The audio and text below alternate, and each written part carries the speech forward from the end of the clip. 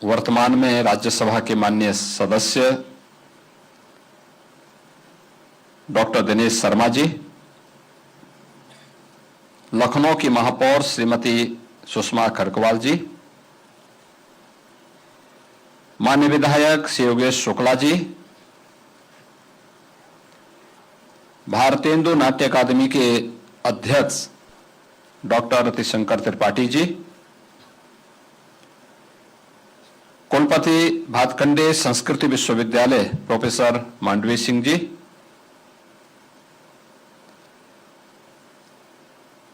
उत्तर प्रदेश सरकार के सलाहकार शिवनीश कुमार अवस्थी जी, अपर मुख्य सचिव संस्कृति विभाग समृत अभिजात जी, निदेशक विपिन कुमार जी, भारतेंदु नाट्य अकादमी, इस अकादमी से जुड़े हुए पूर्व छात्र, प्रमुख रंगकर्मी और अन्य सभी उपस्थित सम्मानित महानुभाव, बहन और भाइयों, मैं सबसे पहले अकादमी को 50 वर्ष की शानदार यात्रा के लिए हृदय से बधाई देता हूं। आनंद मठ पर आधारित अभी आप लोगों ने जो प्रस्तुति यहां पर इस समारोह के अवसर पर की है, मैं उन सभी कलाकारों का भी हृदय से अभिनंदन करता हूं।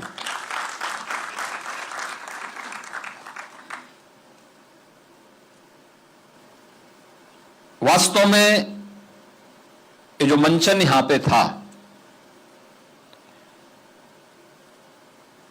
हम लोग बचपन में सुनते थे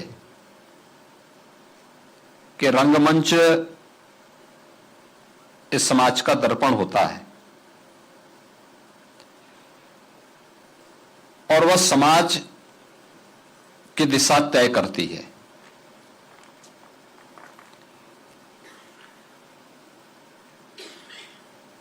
ये सच है कि रंगमंच जहां और रंगमंच वही है जहां पर भावनाएं शब्द बनती हैं और वह शब्द अभिनय बनते हैं और यही अभिनय जन चेतना बनकर के समाज को एक नई दिशा देता है, जैसे आनंद मठ के वंदे मातरम गीत के माध्यम से आपने देखा होगा। यानी वह गीत अपने आप में यह कहने के लिए पर्याप्त है कि राष्ट्रभक्ति क्या होती है, स्वराज का महत्व क्या है, पराधीनता क्या होती है, बंगाल के सकाल को विदेशी हुकूमत ने कितने हल्केपन से लिया था। लोग भूखों मर रहे हैं, स्पेनिश फ्लू का शिकार हो रहे हैं, लेकिन अंग्रेज सरकार के कानों में जूं नहीं रेंग रहा था।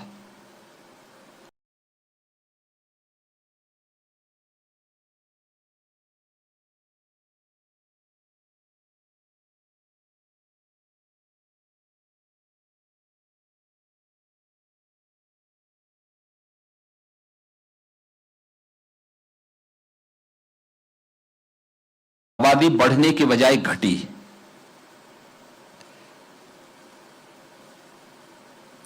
एक अनुमान के अनुसार उस अकाल में और स्पेनिश फ्लू के कारण 3 करोड़ से अधिक लोग मरे थे। याद करिए, 30 करोड़ की आबादी भारत की थी और 30 करोड़ में से 30 करोड़ से भी कम की आबादी थी, उनमें से 3 करोड़ यानी 10% से ज्यादा लोग उस अकाल की चपेट में आ गए थे। बृहत्तर भारत लेकिन विदेशी हुकूमत के कानों में जूं नहीं रेंग रहा था। वह तब भी लगान ले रहा था, लूट कर रहा था और व्यापक अत्याचार का शिकार यहां के नागरिकों को बना रहा था। और ठीक इसके विपरीत आपको कोरोना जैसी महामारी के दौरान देखना चाहिए। कोरोना जैसी महामारी पूरी दुनिया इसकी चपेट में आई थी और उस दौरान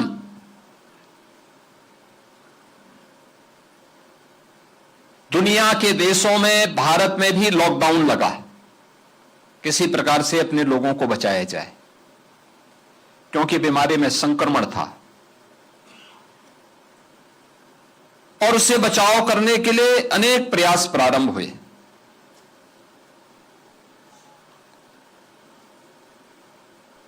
याद करिए, प्रवासी कामगार और श्रमिक अपने घरों की तरफ आए,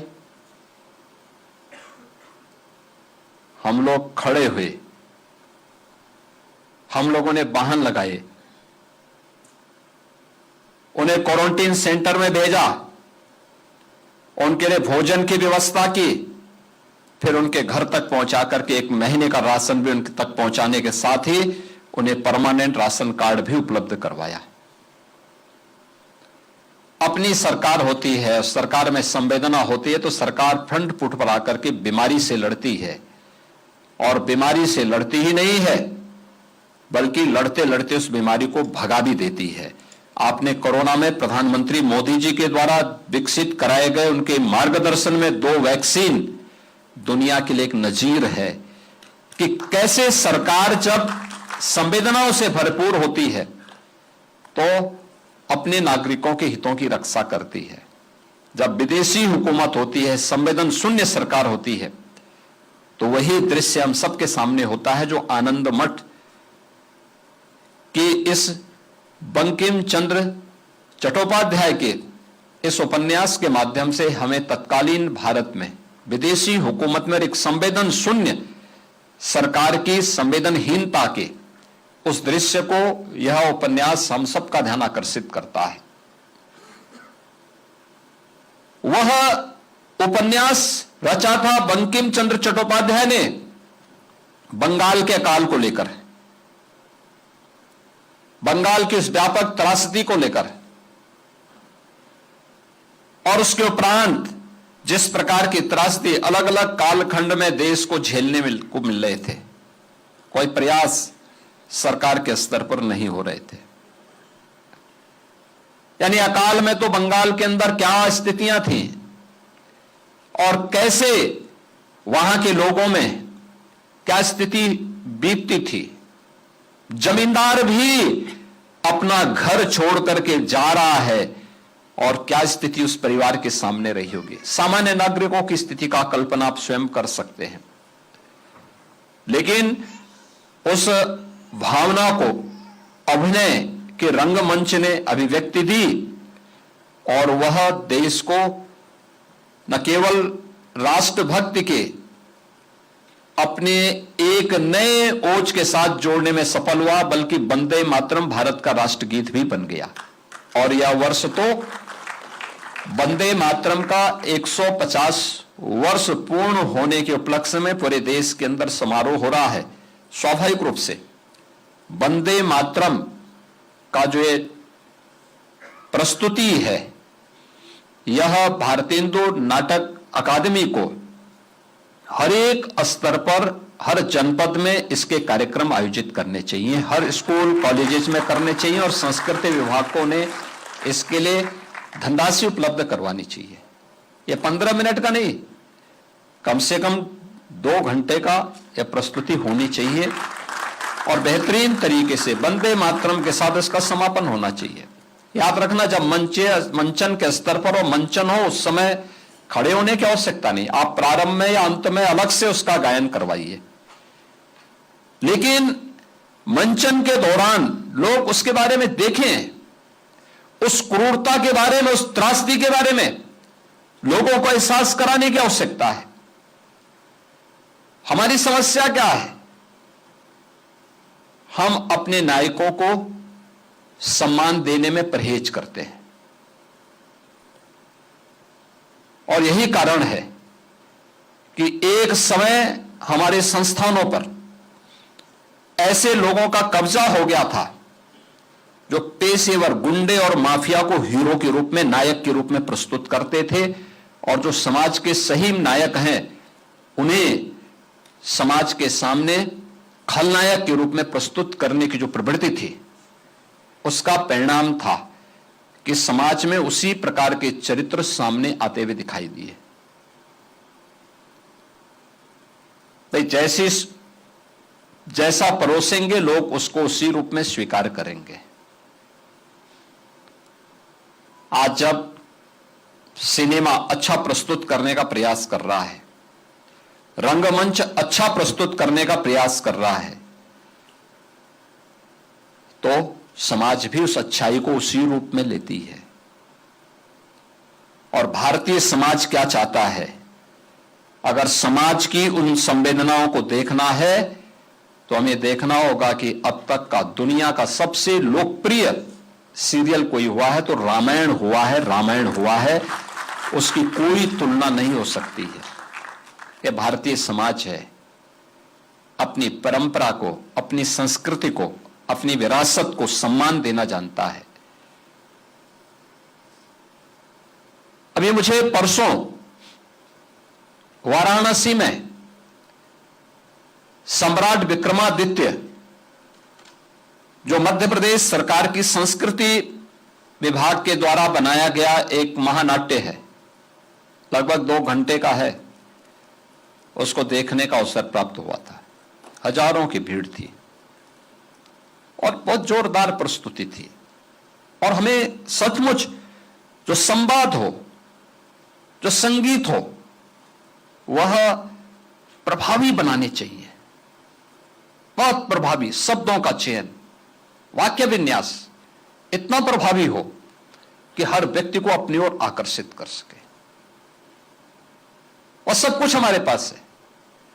इन नायकों को कौन ढूंढेगा? अगर आप लखनऊ की बात करते हैं,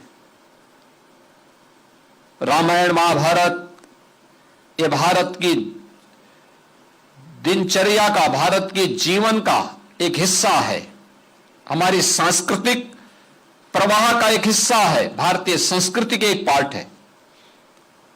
हर भारतीय परिवार इसे अपने जीवन का हिस्सा बनाता था। उससे इतर नहीं था, उससे इतर कभी नहीं था। लेकिन अन्य नायकों को हम भूल गए। अगर स्कूल कॉलेजेज में झांसी की रानी लक्ष्मीबाई का मंचन हो, स्कूल कॉलेजेज में या इस प्रकार के कार्यक्रमों के माध्यम से हम बच्चों के मन में महाराज सुहेलदेव की प्रस्तुति को नाटक श्रृंखला के माध्यम से प्रस्तुत करें। 1000 वर्ष पहले जो शौर्य और जो पराक्रम महाराज सुहेलदेव ने दिखाया था, और एक विदेशी आक्रांता जिसने सोमनाथ के मंदिर को बार बार तोड़ा, बार बार अपमानित किया, बार बार लूटा भारत को, उसको जिस महापराक्रमी सम्राट महाराज सुहेलदेव ने रोका ही नहीं, बल्कि उसको जिस निर्ममता के साथ मारा था, 150 वर्षों तक भारत में कोई विदेशी आक्रांता हमला करने का दुस्साहस नहीं कर पाया था। लेकिन भारतीय समाज ने महाराज सुहेलदेव को भुला दिया।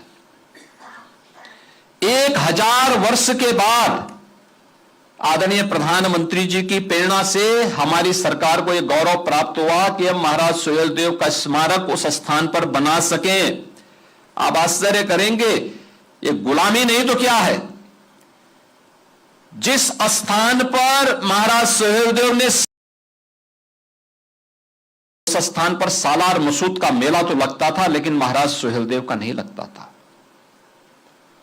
भारत की संस्कृति को, भारत की सनातन परंपरा को बचाने के लिए जिस महाराज सुहेलदेव ने अपना योगदान दिया था, उनका कोई स्मरण ही नहीं करता था।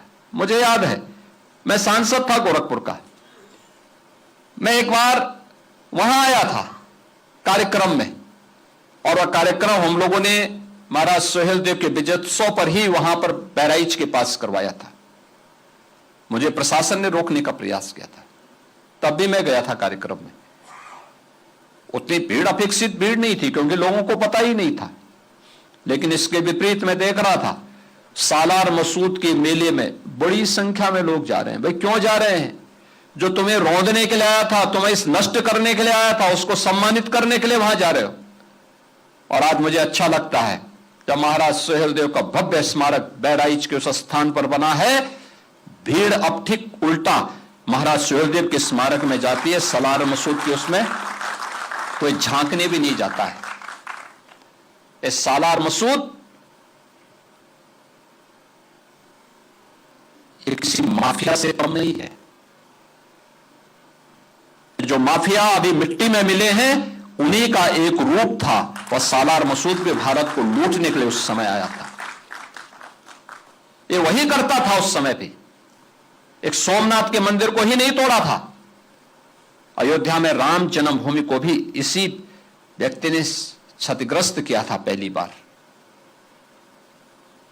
लगातार आया था, और महाराज सुहेलदेव ने उसको मारा ही नहीं, वह मौत मारा था जो इस्लाम में सबसे खराब मानी जाती है।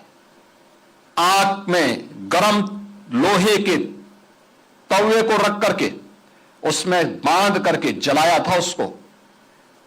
और माना जाता है कि इस्लाम में इस प्रकार की मौत जहन्नुम में जाने की गारंटी होती है, और जहन्नुम में भेजने की गारंटी महाराज सुहेलदेव ने सालार मसूद को दी थी।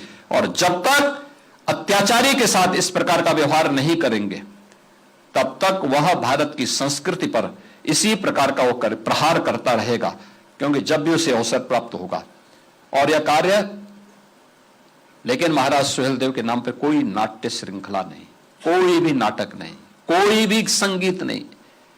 लोक गीतों में स्थानीय स्तर पर थोड़ा बहुत अवधी और भोजपुरी में सुनने को मिलते हैं, लेकिन बाकी नहीं होता है।